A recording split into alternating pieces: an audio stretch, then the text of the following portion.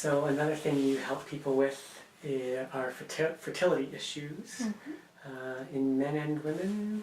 Yes, usually fertility, it's best to have both the woman and the man come in. I do it for both separately as well, but generally it's usually the women that come in first, and I would like to usually see both partners. And You always that's blame the women, right? Yeah, but it could be both. It can be both. It generally is a combined effort, for sure. What do you find yourself telling people they can do at home that might help? Right. So decreased fertility, there can be many different reasons. So it depends on what the cause is, but generally for all causes of issues with fertility, it's usually something that's the basis is the diet. So if we're having a diet that's causing more inflammation in the body, we're going to have more trouble being more fertile. So following a whole foods diet is probably the best advice to help for natural conception.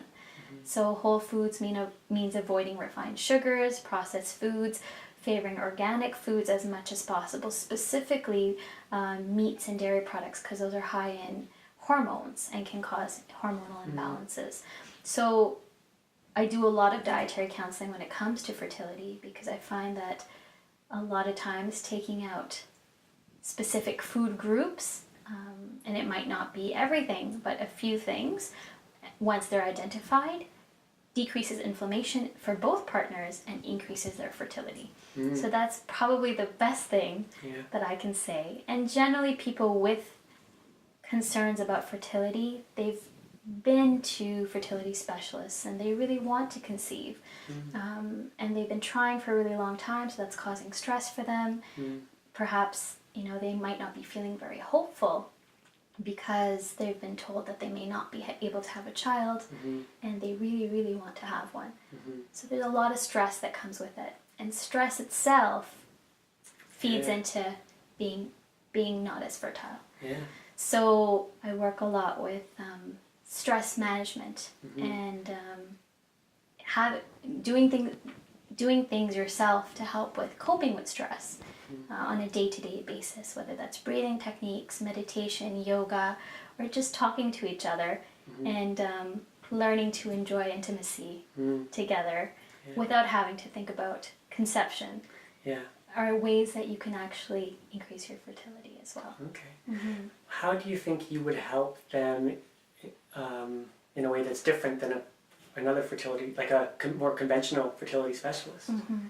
So it's working on many levels: physical, mental, emotional, and spiritual. As a naturopathic doctor, the benefit for my fertility patients is we use things that are more natural and supportive to the body. So a lot of times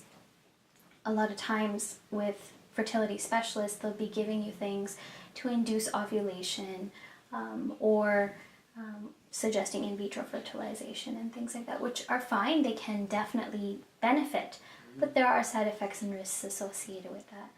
As a naturopathic doctor, I use a lot of botanical medicine to help regulate hormones. The side effects of that are not too drastic or anything like that. So people find that to be much more gentle and beneficial in helping with balancing and regulating the cycles.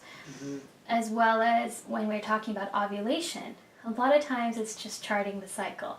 So I talk to women quite a bit about charting their menstrual cycles, becoming aware of when they're ovulating, what their basal body temperature is, and finding out how their cycle correlates to their hormones, and that way they become more empowered about knowing when it is that they should be trying to conceive. So it's a lot of education that way too. Sometimes it's as simple as you're not being intimate on trying to conceive on the day that you're most fertile.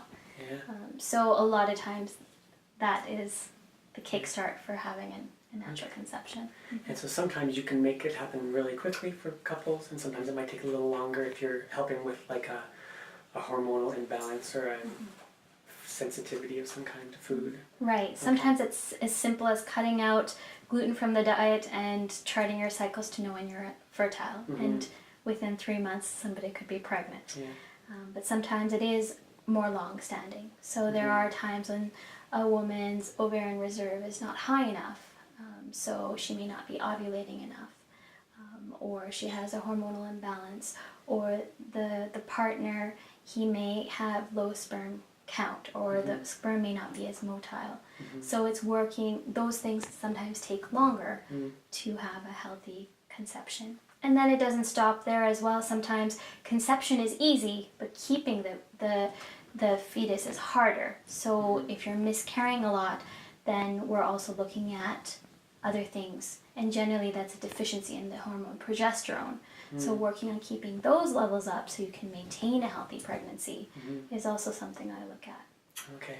And even if people are considering in vitro fertilization, it makes sense to prepare themselves for that as well, nutritionally and otherwise, with a naturopathic doctor? You bet, yeah. Okay. So it's not one or the other. Yeah. A lot of times with my fertility patients, I'm working with them while they're working with fertility specialists as well.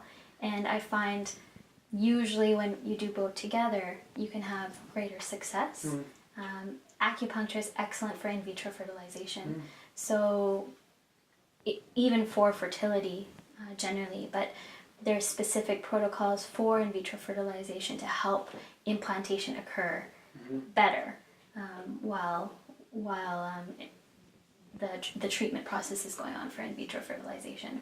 So that seems to be very complementary if couples are deciding to go that route. Yeah, good.